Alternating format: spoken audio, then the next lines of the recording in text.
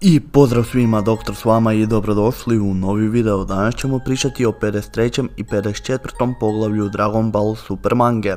Za sve vas koji ste po prvi puta na kanalu, ja sam doktor i na ovom kanalu snimam sve vezano za Dragon Ball, ili ti Zmajevu kuglu. Stoga ako ljubitelj toga serijala, ne zaboravi se pretplatiti na kanal za sve novosti, spoilere i teorije vezane za tvoj najdraži serijal.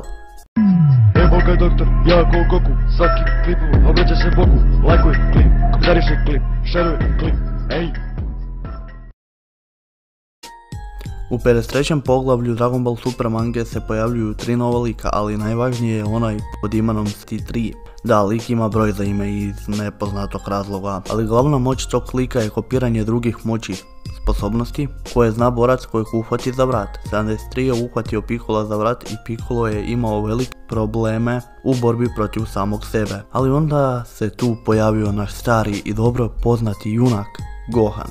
Da ljudi, izgleda da bar u mangi se Gohan vraća borbama i trenira. Da, sad svi Gohanovi fanovi kao ja hajpani, jer konačno će nakon dugo vremena vidjeti Gohana u akciji. I da, Gohan je bez ikakvih problema pobjeđivao i pobjedio 73 dok je kopirao Piccolove poteze.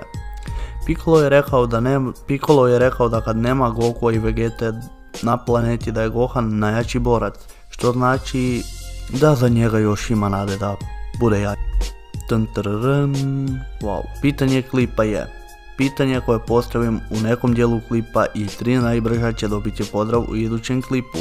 Stoga današnje pitanje je koliko dugo Gohan nije trenirao od Cell sage do Buu sage, ali kad je trebao zadati zadnji završni udarac, isteklo je vrijeme kopiranja Piccolovih poteza i 73 je uključio kopiranje Morovih poteza. Da, osim što može kopirati sve poteze, ima spremljenu bazu podataka svih ljudi i poteza koje je ikad koristio i ukrao. Na naš veliki šok, on ima spremljene Morove poteze i tako su naši junaci skoro izgubili, ali im je Jacob uspio skupiti 2 mjeseca za treniranje. Do dolaska Mora konačno neka korist od Jacoba, što je nevjerovatno. Dok naši junaci i dalje treniraju, Vegeta se muči na Yardradu da iskontrolira svoj ki i da ga obuzda, a Goku i Mirus imaju zanimljiv razgovor u vremenskoj sobi o kojem ćemo u nekom drugom videu. Napišite mi svoje mišljenje o ovoj temi, želite li da se Gohan vrati ili ne, da li će naši junaci obraniti planet Zemlju